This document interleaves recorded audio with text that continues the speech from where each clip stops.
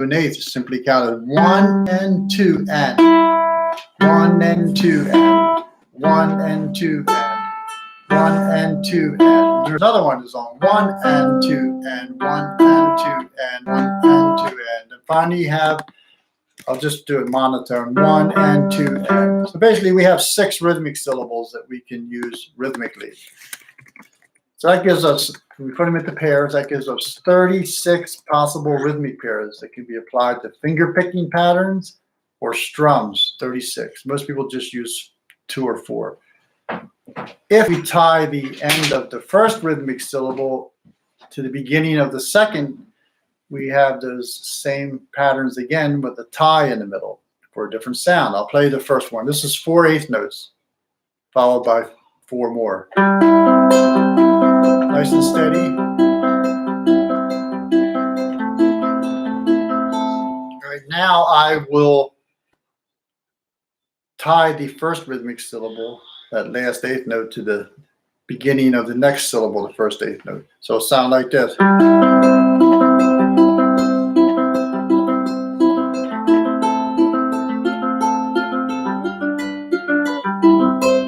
Strumming it would be.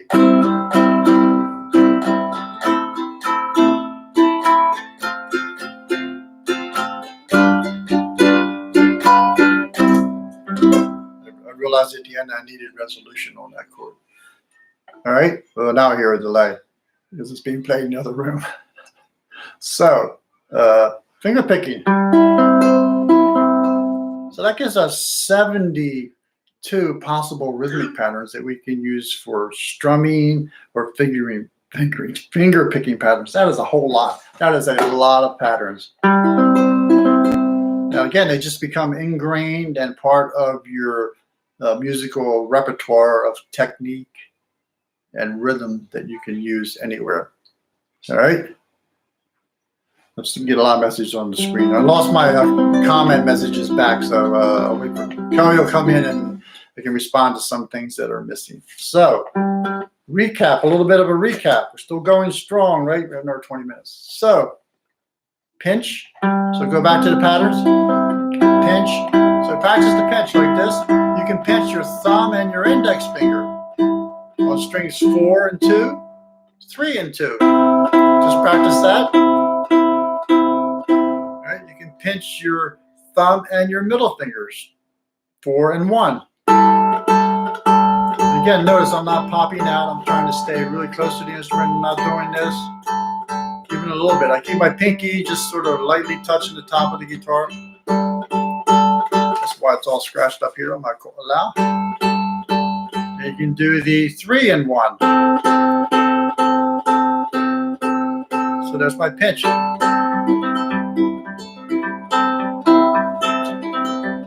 You end up having like some go-to patterns, like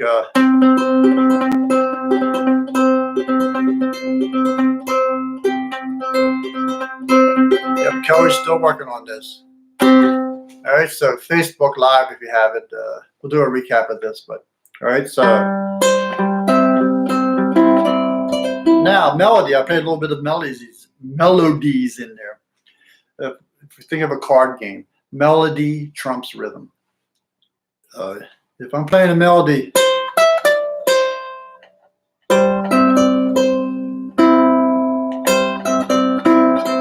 I had to get the melody in as I'm playing this. So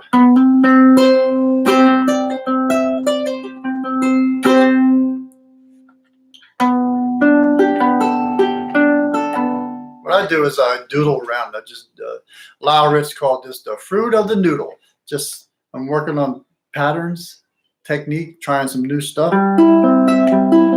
I'll take a lot of times I'll do this. Here's a little musical thing. There's certain number sequences that work in music that really help and you can apply to different chord progressions. One of them is if you take like a G chord and you keep this low G if you have it going, or a high G. I have another ukulele with a high G here somewhere. Move it up 3. Up 2. Up 2.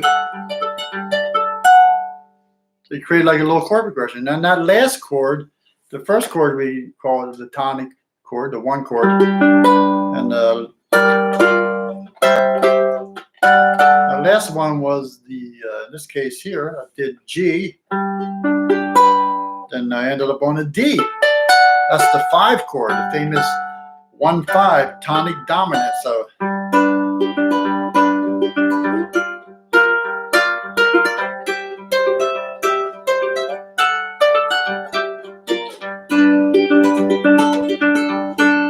you can do a G, add 9 or sus2, depends on how you think about it.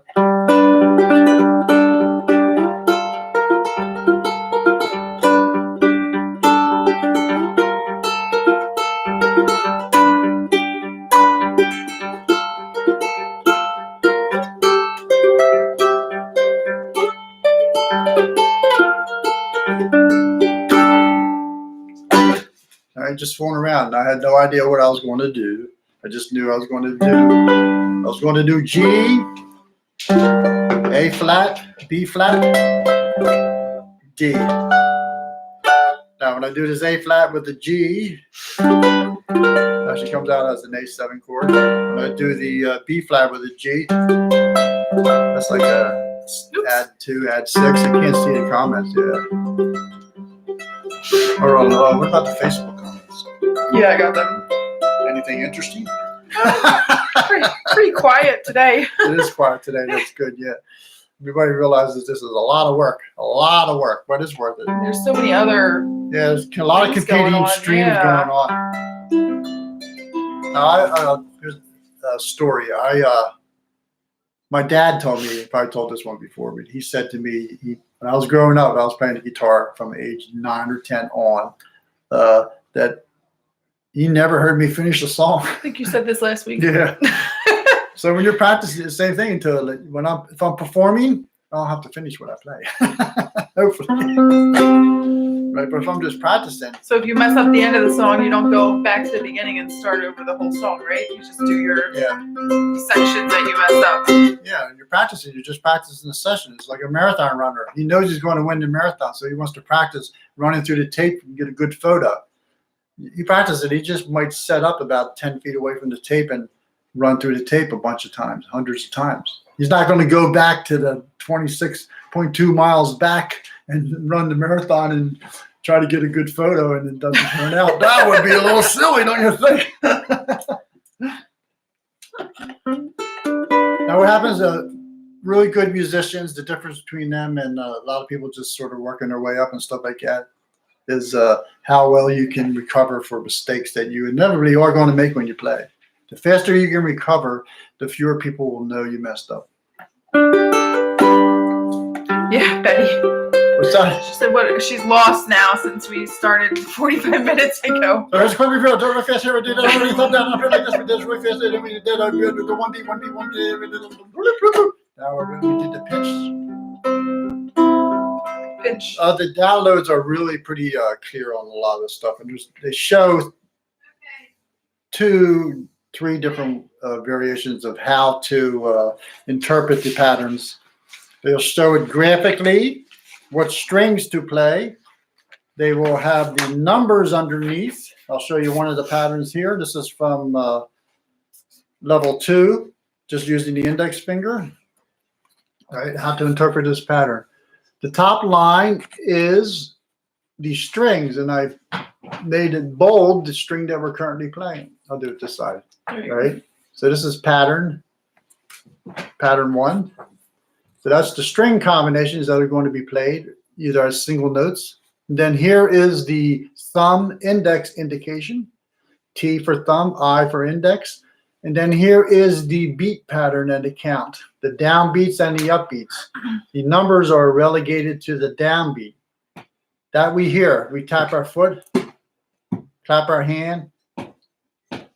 That's the downbeat. We're tapping our foot. When we reset it, that's the upbeat. That's we don't hear that. So the best way to do this is just to count evenly, 1 and 2 and 3 and 4, and somewhere in your body, mind, ear, feet, you should keep track of the count. And then that's it. So this says thumb index, thumb, thumb, thumb index. So the beats 1 and 4 are subdivided in half. Beats 2 and 3 are not. Then the summary. So that, remember, if you're on YouTube, you can email us funkyfrets@gmail.com and we will forward you that. On Facebook, you can either message us your email address or comment in the comments below that you want the PDF, and I'll just send it to you in a private message that way. Right. So that would be the easiest way probably for you guys. So then we also have it as tab. So I think I was doing, I don't know what pattern I was doing, one of these patterns, but it says, look at this second pattern That's here. hard to see on there, yeah. Yeah, it's hard So to tiny. see. We got the idea though, but it shows tab with the play, tablature, and it shows the rhythmic notation. Once you get better at this and equate the sound to those rhythmic syllables, this becomes actually pretty easy. And maybe a quick review, just the way that the string lines go, you know, Yeah. G, C, E, A. Or Yeah, but it's just like this. If you put this up on your ukulele, that's the tab. String 4, your nose. String 1, your toes. Right? Pick that up somewhere. I forget. I don't remember their name until we go offline. But it was very good, nose to toes. On the guitar, we use thick to thin because the strings go linear, thick to thin.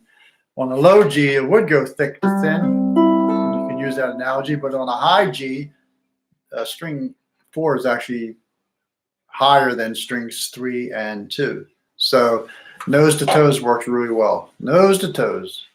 All right.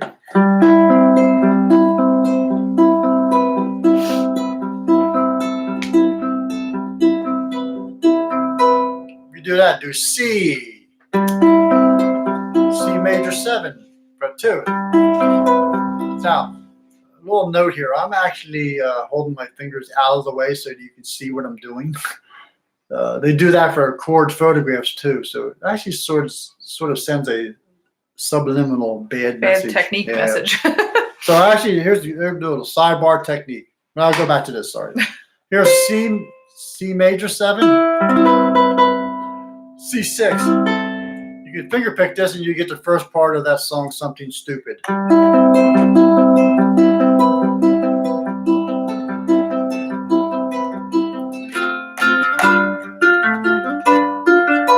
And you can do that too. Incorporate the strumming, like. That was Bonnie's suggestion for next week's workshop, combining strumming and finger picking we'll do a lot. together. Yep. Because we really rushed through this. If I was doing private lessons with somebody like this, you just got maybe a month or 2 worth of instruction. But again, the videos are for you to you can rewind, understand stop, it, pause. but work on it for days, Yep. weeks. We're doing these because we're months. keeping us off the streets, and we're not allowed on the streets anyway now. Now, technique. You'll notice that a lot of times when you could see my neck up here, you didn't really see that very much, right? Thumb. So again, I go back to the classical world a little bit. They have a 300-year tradition of pedagogy, people learning, authors, and material from masters. Ukulele is a lot of oral tradition. Guitar, folk instruments is only like since the 30s and 40s. Jazz players with the guitar, they sort of had to learn on their own. There was no teachers. So with the classical world, technique, thumb placement. They had a really good exercise, one I saw online once. He took a number 2 pencil. Now, usually a lot of times when I demo this, I'll use a carpenter's pencil, which is flat, that helps. What you do is take that pencil and place it across your fingertips of your left hand, and then put your thumb just naturally where it would go with that pencil.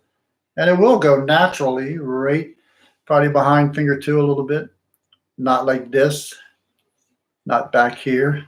It'll just naturally go where you want. If you placed it on a flat surface and went to pick it up on a flat surface, your thumb is going to go in a very natural position. The thumb's only job is support. You're supporting these fingers, pressing notes. Thumb shouldn't move. Tell my students, at no time should your thumb leave your hand. Right? So then this just gets replaced with your ukulele. You can also do the same thing without the pencil. Let's place finger 1 on string 4, fret 1, finger 2 on string 2, finger 3, all along string 4, fret 3. And then now I do this, especially if you're using a soprano or a concert. Stretch your pinky to fret 5. Your thumb, it's really, you can't even really get your thumb up above the neck then. And that's, that hurts if you do try. yeah, you try, you want your thumb natural. It's a little uncomfortable, you know, it's not a natural instrument anyway. The voice is like our natural instrument, percussion. Cavemen beating up the other caveman. But, oh, that sounded pretty good. Nice rhythm. Now you can do finger drills, you know, 4-finger drills.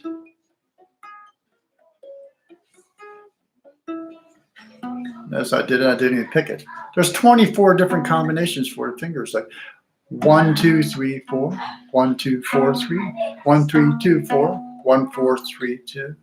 All right, there's 24 combinations, but then you can pluck them.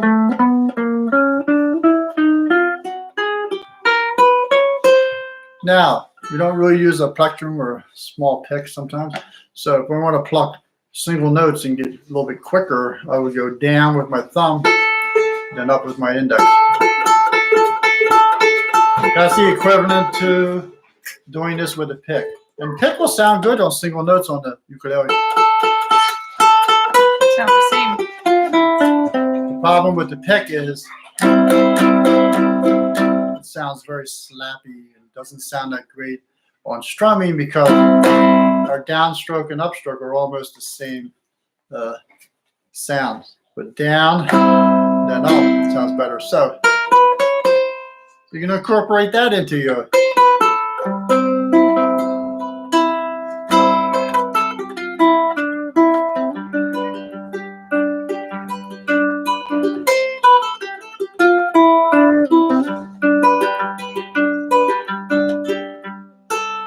All right. Checking the time, a couple minutes. Any questions? Let's look. Not really quiet day. Nice, yeah. We're probably rain fried a little bit. Yeah, there is a lot there. That's nice. Good, nice people showed up. Very good. Yeah. All right. And now, if anybody does have any questions on any of this, again, I'll repeat the link again. You just have to type in learningukulele.com/fingerpicking. And that'll take you right to the fingerpicking series. And when you're looking at an individual lesson, there's also links related to that lesson. A little button up above the title, that you know, like an inch down from a page or so, is books. It'll link you right to the fingerpicking book too. And you can just download the whole book instead of. What was the website? Learningukulele.com. That's my site. Yeah. Pretty much me doing everything. And then you have slash. /fingerpicking.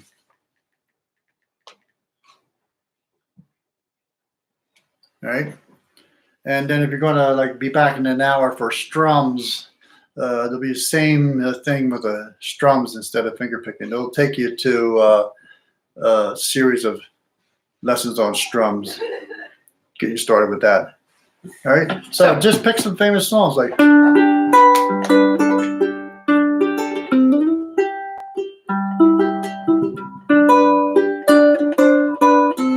Oh, look, we have a guest here. Let's see it.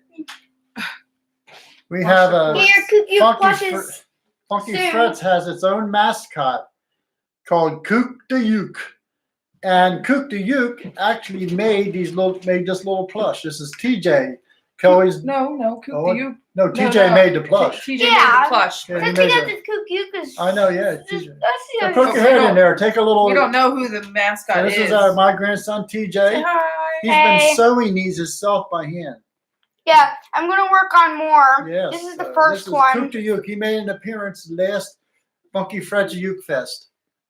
Yeah. So as TJ would say, pound the subscribe button, like us on YouTube, drop a comment if you had a good time. Yeah, whatever those kids are doing. So we did reach. We got a funny. Like, comment, subscribe.